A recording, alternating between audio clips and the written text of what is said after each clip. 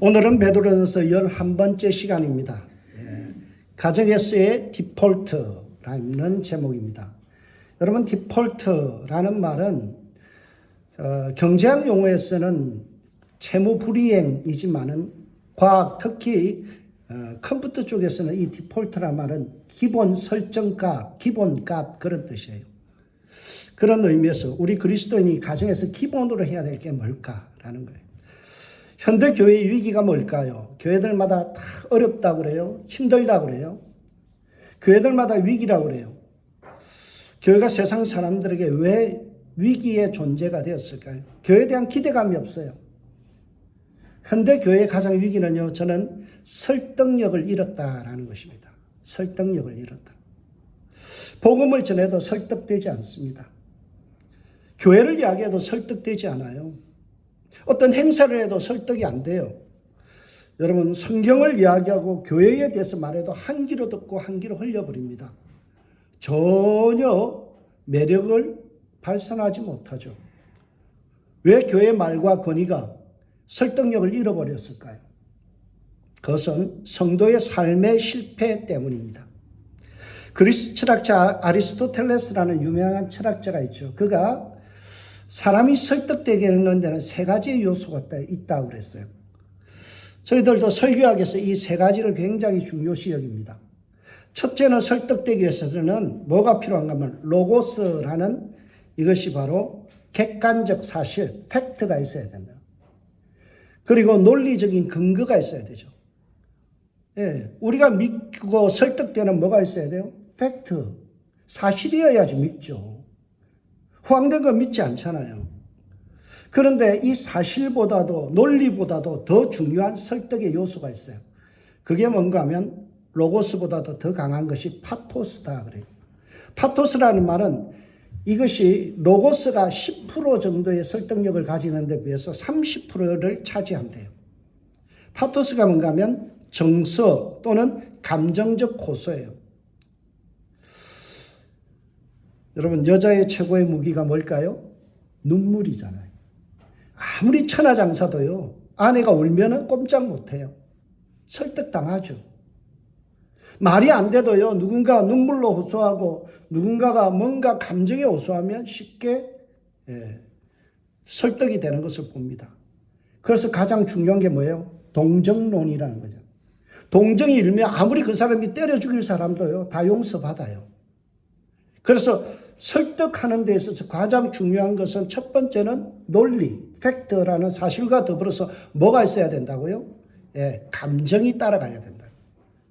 여러분, 설교가 아무리 좋아도 어때요? 내용이 아무리 좋아도 감정적인 호소가 되지 않으면 어때요? 와닿지 않죠. 그런데 논리적인 증거가 완벽하고 감정적으로 동의가 되더라도 마음이 꿈틀거려도 마지막 부분이 빠져버리면 설득이 안 된대요. 그게 뭘까요? 60%의 설득을 차지하는 부분이 에토스라고 해요. 에토스가 뭔가 하면 메신저, 전달자의 성품과 인격이에요. 여러분, 생각해보세요. 믿지 못할 사람, 사기꾼이 눈물을 흘리면서 사실을 이야기한다고 믿을까요? 안 믿어요. 그런데 신뢰할 만한 대상이 뭔가 좀 엉성한 사실을 이야기하고 감정적으로 조금 동의가 안 돼도 믿을 수 있는 사람은 어때요? 받아들여요. 설득이 되죠. 무엇을 말합니까? 메신저의 삶이 중요하다는 거예요. 믿을 수 있느냐, 믿지 못하느냐. 이것이 설득력에 굉장히 중요한 60%를 차지한다는 겁니다. 삶이 따라줘야 설득이 되는 거예요. 여러분, 그래서 우리 신앙의 선배였던 기영도라는 시인이 이런 말을 합니다. 성경이 아니라 생활에 밑줄을 그어야 한다. 성경에 밑줄 긋지 말고요, 내 삶에 밑줄을 그으라는 거예요. 성경 맨날 읽으면 뭐예요?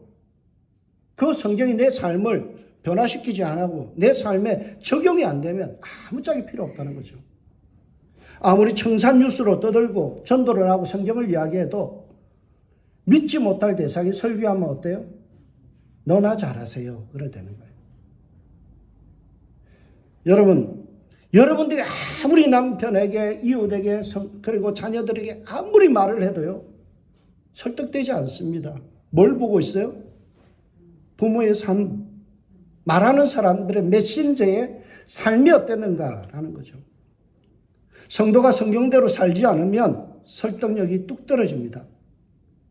오늘날 기독교의 문제는 삶에서의 실패입니다. 베드로 사도가 동일하게 매력적인 성도의 삶이 가장 강력한 무기요 설득력이 된다는 것을 1절에서 이야기합니다. 3장 1절 보세요. 아내들아 이와 같이 자기 남편에게 순종하라. 무슨 말인가요? 억울하고 부당한 권위로 남편들이 윽박질러도 남편에게 순종하라는 거예요. 그래서 삶의 매력으로 남편을 설복시키고 설득시켜서 예수를 믿게 하라. 그것이 바로 3장 1절 말씀입니다. 가장 강력한 전도는 아내의 매력적인 삶입니다.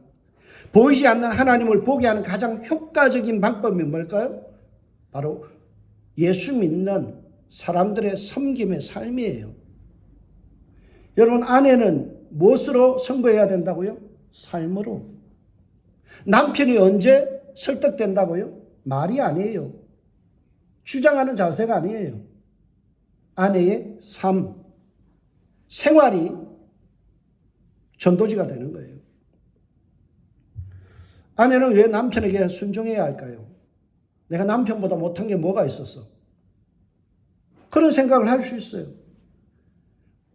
아내가 남편에게 순종하라는 말은 굉장히 성차별적인 발언일 수 있습니다. 나도 배울 만큼 배웠고 나도 똑똑하고 우리 집에서 귀한 자식인데 왜 내가 남편에게 순종해야 돼요? 뭐가 못났어? 이런 말 할 수 있죠. 네, 맞습니다. 오늘 세상 논리로는 맞는 말씀이에요. 그러나 성경은 여자라고 해서 순종하라는 것이 아닙니다.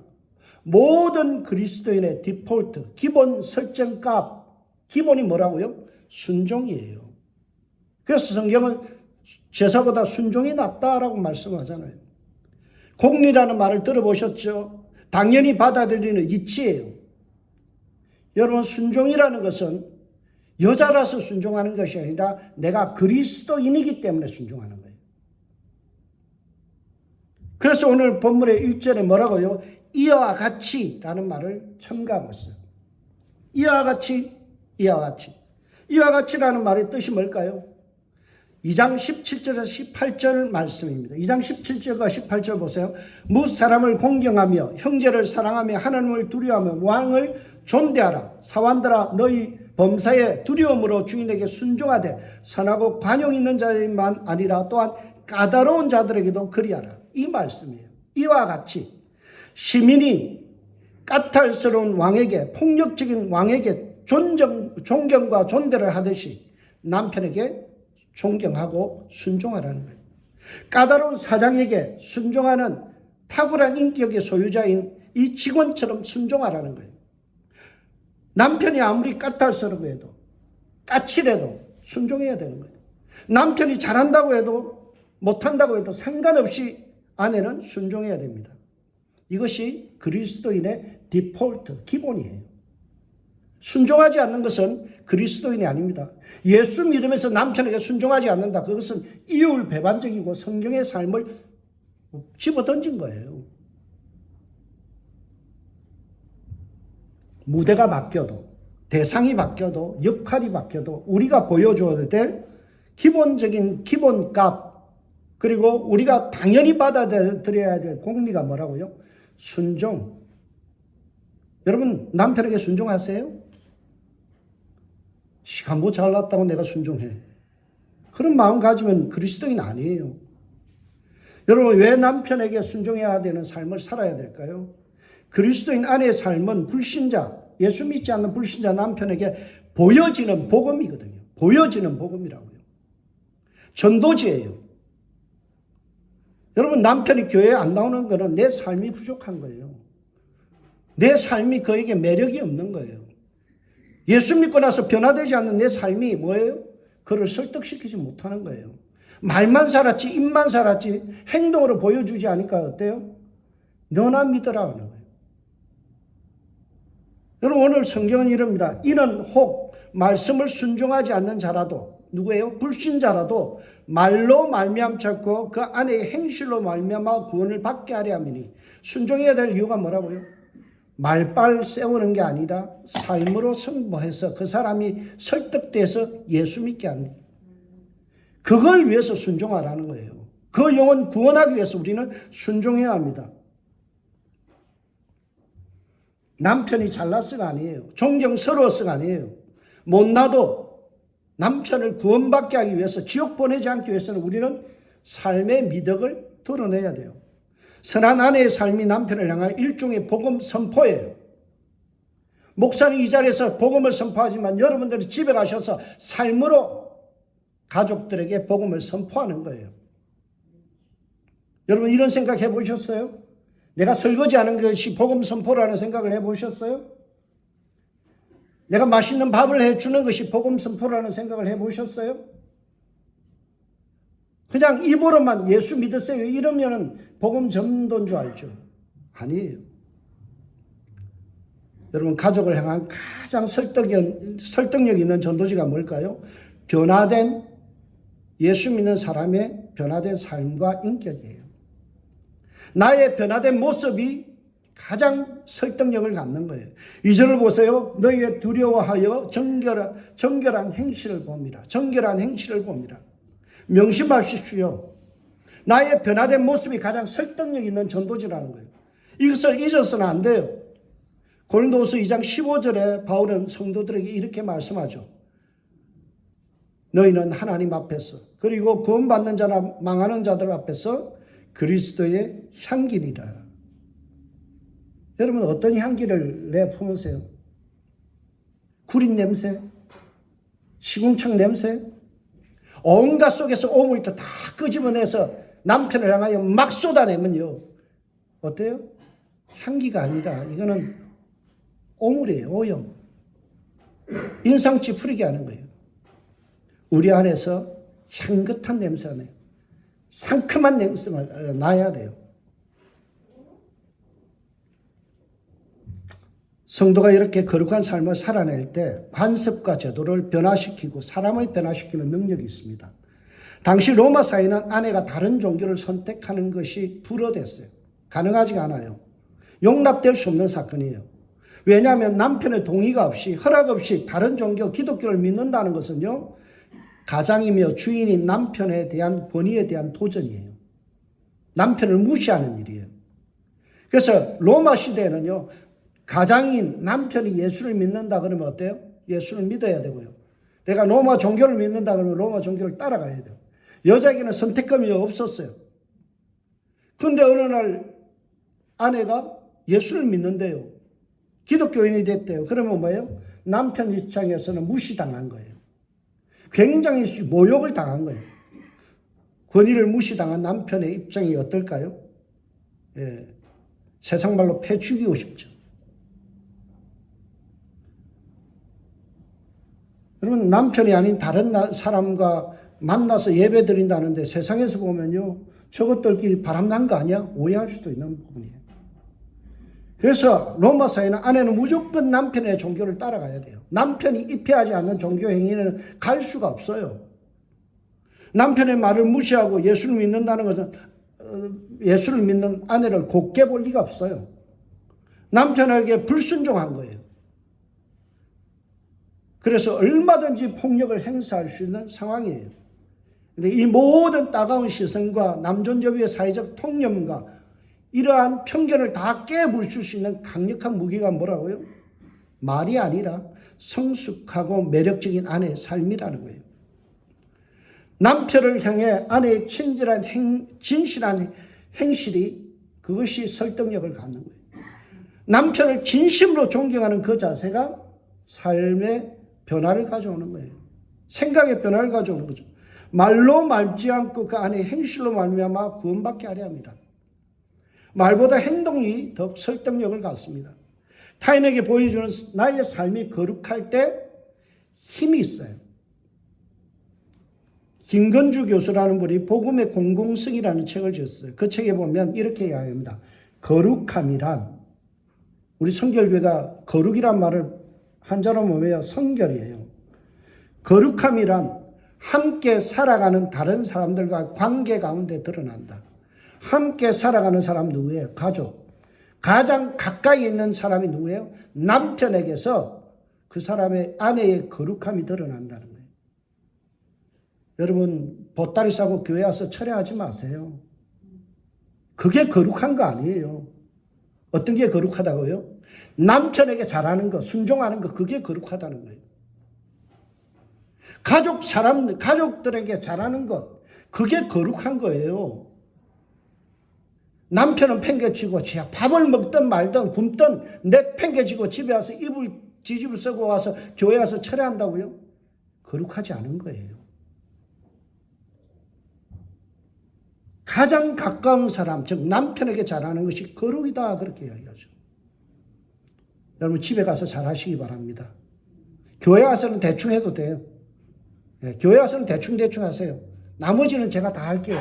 사모하고 제가 하면 돼요. 월급 받는 저희들이 하면 돼요. 그러나 여러분들 집에 가서는요, 제가 대신 해줄 수가 없어요. 여러분만이 남편에게 순종할 수 있고요, 여러분만이 남편에게 복음을 전할 수 있어요. 그래서 아내는 남편에게 정말 연탄 같은 존재가 돼야 돼요. 연탄 같은 존재. 제가 좋아하는 안도현 시인이 쓴 연탄 한 장이라는 시가 있습니다. 연탄 한 장이라는 시에 보면 이런 말이 있어요. 삶이란 나 아닌 그 누구에게 기꺼이 연탄 한 장이 되어주는 것. 그리고 쭉 나가다가 생각하면 삶이란 나를 산산이 으깨는 일. 여러분, 연탄 한번 생각해 보세요. 새벽에 연탄 불을 갈잖아요. 안 꺼지기 위해서. 그럼 밝은 불이 올라오죠. 그래서 어떻게 돼요? 방안이 따뜻해지잖아요. 그리고 그 생명을 다해서 연탄이 다 타고 나면 어때요? 그걸 어깨에서 집어 던져서 어때요? 미끄럼판 위에, 얼음 위에다가 막 깨서 널쳐놓죠. 그럼 어때요? 지나가는 사람이 넘어지지 않게 하는 거예요. 여러분, 이런 존재가 아내여야 된다. 아내는 어떻게 돼야 돼요? 나 아닌 그 누구에게 기꺼이 연탄 한 장이 되는 거예요. 따뜻함을 주는 거예요. 내가 으깨져서 다치지 않게 하는 게 아내라는 거예요.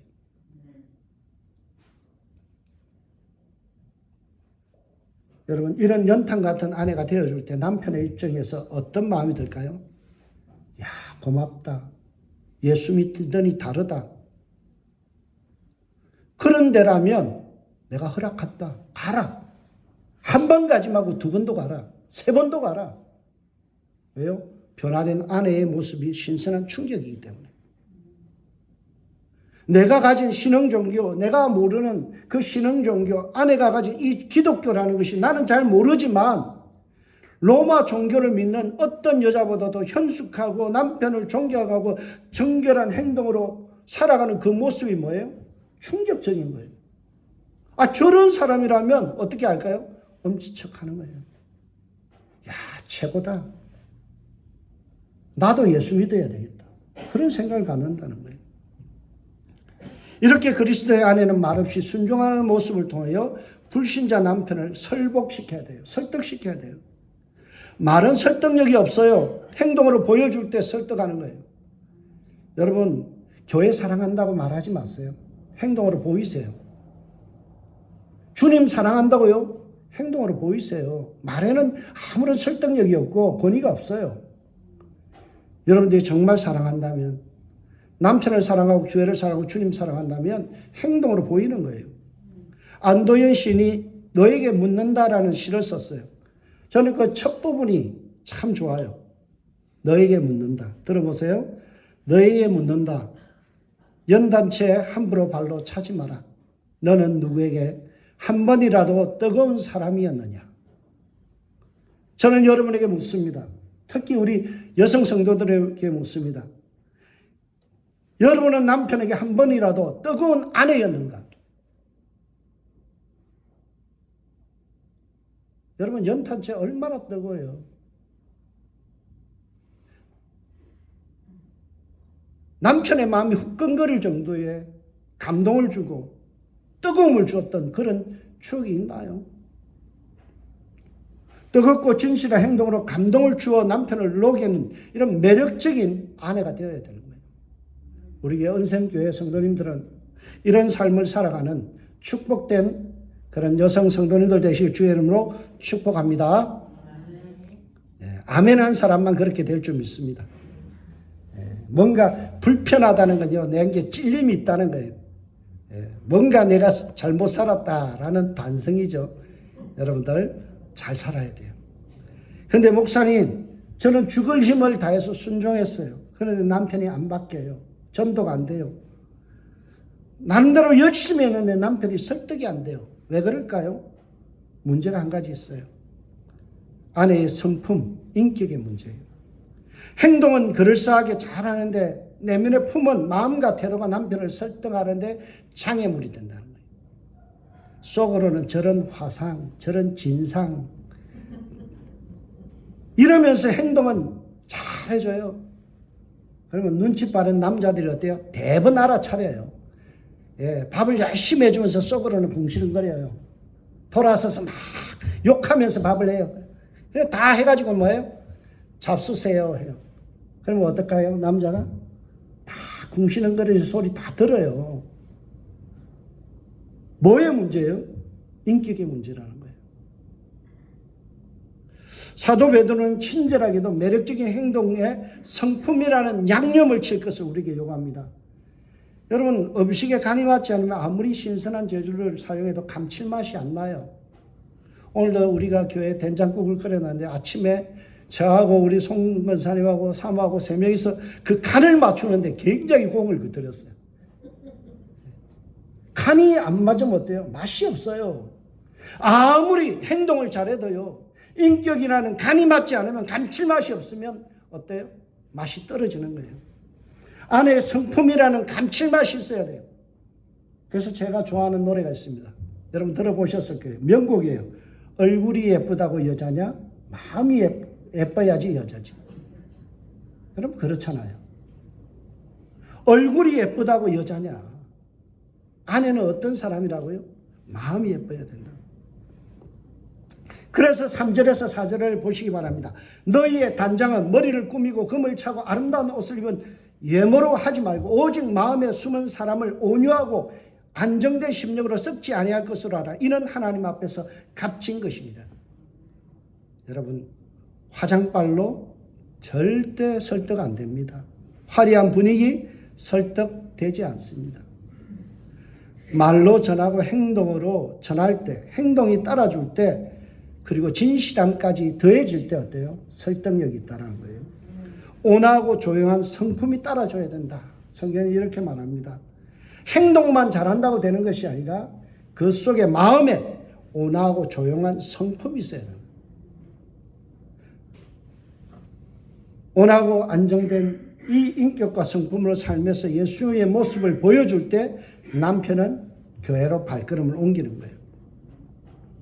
순종할 만한 남편의 행동이 아니어도 그래도 기꺼이 순종하는 그런 속사람의 진실된 모습이 매력을 발산하는 겁니다. 베드로 사도는 이런 순종하는 삶이 하나님 앞에서 값진 것이다, 보배로운 것이다 말씀하죠. 부당한 남편, 까탈스러운 남편, 까다로운 남편, 외골수의 남편에게도 순종하는 삶은 하나님이 인정하는, 하나님께 보시기에 값진 것이다. 이 말을 저는 이렇게 해석이 돼요. 최고의 화장빨은 뭐라고요? 그 마음이다. 마음이 있고요. 하나님 앞에 인정받는 여성의 영성이 뭐라고요? 마음이라는 거예요. 행동과 더불어서 마음이 따라가야 돼요. 그래서 이어지는 5절과 6절의 말씀을 보면 뭐라고요? 여성들이여 순종으로 단장하라. 이것이 진짜 성숙한 여인의 모습이다라는 것을 제시합니다. 전에 하나님께 소망을 두었던 거룩한 부녀들도 이와 같이 자기 남편에게 순종함으로 자기를 단장하였나니 사라가 아브라함을 주라 칭하여 순종한 것 같이 너희도 선을 행하고 아무 두려운 일에도 놀라지 않으면 그의 딸이 된 것이니라. 여자의 최고의 치장과 단장이 뭐라고요? 온유함과 안정된 성품이다 그러죠. 여러분, 남편 전도하고 싶고 남편에게 인정받고 싶으면요, 입에서 개그폰 불지 마세요. 제가 싸우는 모습을 많이 봤거든요. 여자들이 보면요, 앙살스러운 여자들이 있어요. 그래요. 야, 이러다 치겠다. 한번 쳐봐. 머리 갖다 들이밀고요. 막 남편에게 막 달라드는 그런 성품이 있어요. 까칠하고 철없는 남편이라도 어떻게 해야 된다고요? 순종함으로 더 탁월한 인격을 통해서 남편을 감동시켜야 돼요. 그 예를 누구를 들고 있어요? 사라라는 여자를 들죠. 사라는 누구의 아내인가요? 아브라함, 믿음의 조상 아브라함인데요. 저는 창세기를 읽으면서 참 믿음의 조상이라는 말이 아브라함이 저에게도 굉장히 동지감을 느낄 때가 있어요. 왜냐하면 창세기 12장과 20장은 굉장히 저에게 위로가 돼요. 왜냐하면 아브라함이 참 못난 남편이거든요. 찌질한 남편이에요. 애국과 그랄 지역에 이민을 갔어요. 근데 거기 가서 위협을 느끼니까 자기 살자고 어떻게 합니까? 아내를 누나라고 이야기하자는 거예요. 아내를 방패막이 삼고 자기는 뒤에 딱 숨어요. 여러분, 찌질함의 극치를 보이죠. 제가 그러거든요. 참 못난 남편이거든요. 여러분, 그 결과 사라라는 아내의 심정이 어땠을까? 속이 탔을 거예요. 뭐 저런 걸 어떻게 믿고 살아? 애굽의 왕한테 뺏길 뻔도 했어요. 참 두려운 상황이죠. 치가 떨리고요. 살이 떨리고요. 비참한 감정이 막 물컥 올라올 수 있는 상황입니다. 그러나 사라라는 여자는요, 기가 막히는 상황에서도 놀라지 않습니다. 예국이라는 적대적 환경 속에서 남편의 지혜가 의심스럽고 아주 믿을 수 없는 그런 남편이지만 침착하게 남편 아브라함의 의견을 존중해요. 그리고 지옥적인 제안을 받아들이죠.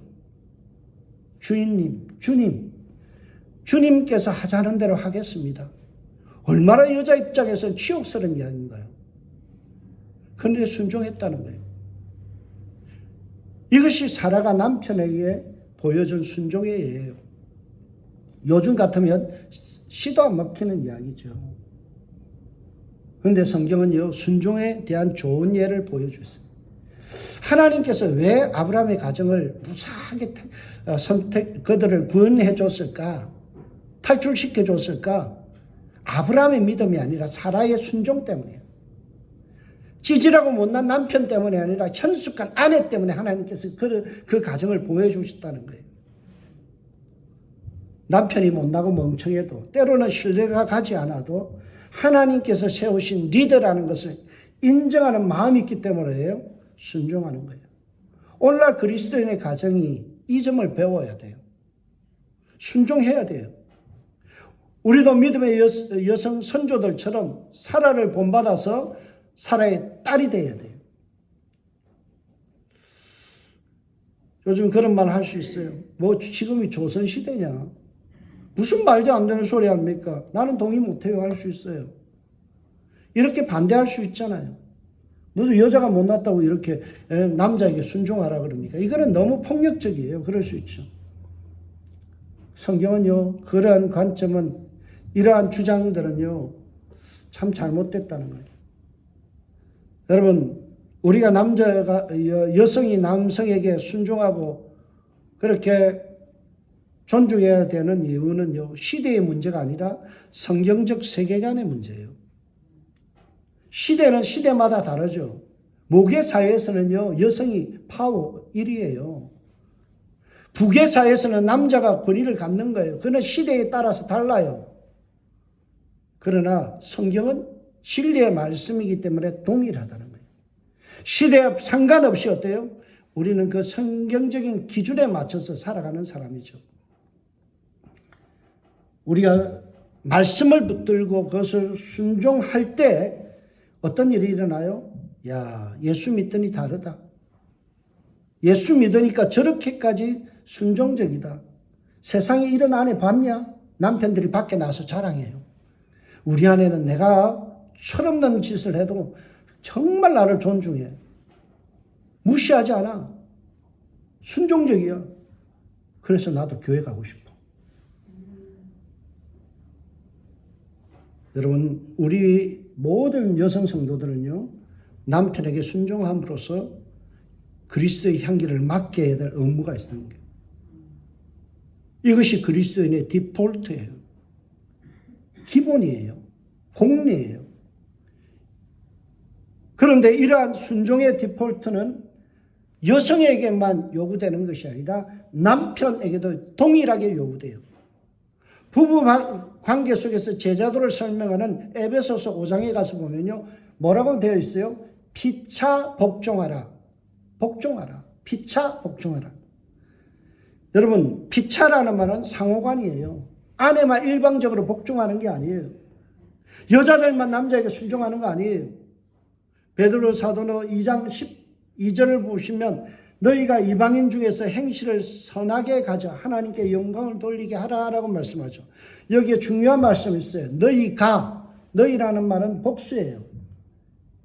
이 너희라는 말은요, 그리스도인 아내뿐만이 아니라 그리스도인 남편까지도 포함된, 그리스도인 자녀도 포함되는 거예요. 그리스도인 부모도 다 포함되는 범위예요. 그래서 남편도 어떻게 하라고요?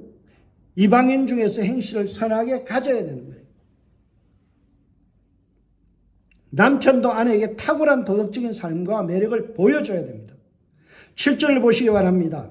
남편들아 이와 같이 지식을 따라. 1절에 아내들에게 이와 같이와 마찬가지 말씀이 등장하죠. 무엇과 같이 하라고요? 시민이 폭군적인 왕과 총독에게 순종하는 자세를 취한 것 같이, 노예가 믿지 않는 포악하고 까다로운 주인에게 순종하는 자세를 취한 것 같이, 아내가 고집불통의 불신자 남편에게 순종하는 자세를 취한 것 같이, 성자 예수님께서 십자가의 죽음을 요구하시는 성부 하나님께 순종한 것 같이 남편들도 아내들에게 순종해야 된다. 이와 같이. 악트마이어라는 학자가 오늘 본문 7절을 주석하면서 이렇게 합니다. 7절은 2장 17절에 종속된다. 2장 17절의 말씀이 뭐예요? 무사람을 공경하며 형제를 사랑하며 하나님을 두려워하며 왕을 존대하라. 공경과 사랑과 존대를 아내에게 하라라는 거예요. 공경과 존대라는 말이 우리 성경에는 따로 되어 있는데 영어로 보면 리스펙트예요. 존중하는 거예요. 아내를 하인 취급하지 말라는 거예요. 왕과 같은 존재로 존경하며 존중하라는 거예요. 당시 문화는요, 아내를 하인 취급하는 것이 관습이었어요. 그래서 남편이 아내를 죽여도 할 말은 없어요. 팔아버려도 돼요. 그만큼 여자들은 취약한 구조 속에 있었어요. 그게 당시 문화예요. 근데 베드로 사도는 그리스도의 남편에게 뭐라고 말씀해요? 세상 논리를 따르지 말고 성경이 뭐라고 말씀하는지를 따르라는 거예요. 그게 뭐예요? 성경에 말씀하는 그 지식을 따라 동거하며 귀히 여길 줄 아는 태도를 취하라는 거예요. 너희 아내와 동거하고 그를 더 연약한 그릇이요 또 생명의 은혜를 함께 이어받을 자로 알아 귀히 여기라. 이는 너희 기도가 막히지 않게 하려 함이니라. 아내를 나와 같은 하나님의 형상으로 지음받은 그런 존재로 인정하고 존중하라는 거예요. 존경하고 존중할 수 있어야 돼요. 사랑해야 돼요. 이게 그리스도인들 남편에게 주어진 뭐예요? 의무예요. 이 말씀은요, 당시 로마 사회에서는 매우 파격적인 제안입니다. 아내를 종으로 여기고 시다바리로 여기고 빚으로 여기는 그 세상 속에서 아내를 하인 취급하지 말라는 거예요. 이렇게 취급하고 남편이 아내에게 순종하지 않을 때, 남편이 아내를 사랑하지 않고 존대하고 존중하지 않을 때 어떤 일이 일어나요? 기도가 막힌대요. 이 말의 뜻이 뭐예요? 기도가 막힌다는 것은 하나님과의 관계가 틀어진다는 거예요. 이 말은 아내에게 잘못하면요, 가짜의 영성이라는 거예요. 아내 무시하면 뭐예요? 하나님도 기도 안 받으신대요. 하나님 꼴 보기 싫대요. 남편이 아내를 갖다가 무시하면 뭐예요? 하나님도 너 소리 안 들어, 이 말이에요. 참된 영성이 뭐라고요?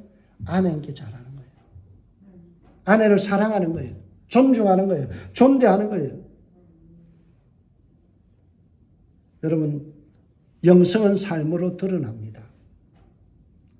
특히 부부 관계 속에서 검증되어집니다. 맨날 싸우면서 내 신앙 좋다, 이거는 가짜예요. 아내가 남편에게 순종하지 않으면서 나 권사다, 말도 안 되는 소리예요. 남편이 아내를 사랑하고 존중하지 않고 무시한다. 목사도 아니에요. 여러분, 성경의 가르침이 이런 거예요. 삶으로 여러분이 승부해야 돼요. 성경이 아니라 삶에다가 밑줄을 그어야 돼요. 이런 매력적인 부부관계를 보여줘야 돼요. 이게 복음 전도예요. 입으로만 저 예수 믿으세요 하면 설득이 안 돼요. 무엇으로 설득한다고요? 아내가 남편에게 순종하는 그 모습, 남편이 아내를 사랑하는 그 모습, 이 모습을 통해서 야, 니네 집은 어떻게 그렇게 인고 부부냐? 어떻게 저렇게 예쁘게 사냐? 예수 믿으면 알아. 예수 믿으면 당신 집도 이렇게 행복해질 수 있어. 이게 복음이라는 거예요. 서로를 존경하고 귀히 여기는 그런 행동이 아내와 남편을 녹여버립니다. 성도의 기본이 뭐라고요? 피차 순종하는 거예요. 피차 복종하는 거예요. 피차 사랑하는 겁니다. 여러분, 오늘 이제 집으로 돌아갈 텐데요. 돌아가면서 아내에게 주인님 뜻대로 하옵소서, 남편에게도 주인님 뜻대로 하옵소서, 제가 순종하고 따라가겠습니다. 이것이 서로 상호간에 되어질 때 그것이 힘을 얻고 권위를 얻는 거예요. 오늘날 교회의 위기는 바로 이 점이 안 된다는 거예요. 말씀 따로 삶 따로예요. 여러분 생각해 보세요. 1년이면 52번의 설교를 들어요. 10년이면 520번의 설교를 들었어요. 50년이면 몇 번을 들은 거예요? 여러분, 엄청난 설교를 듣는데 왜 삶이 안 바뀔까요? 여기에 우리에게 딜레마가 있는 거예요. 말씀 따로, 생활 따로. 말씀 따로, 마음 따로. 그러니까 신앙이 성장 안 하는 거죠. 저와 여러분의 삶은 말씀이 우리의 삶 속에 들어와서 우리의 마음과 삶을 변화시키고 그것이 아내와 남편 가장 가까이에 있는 사람들에게 드러남으로 거룩함이 발산되어지는 이 한 주간 되시길 주의 이름으로 축복합니다. 기도하겠습니다.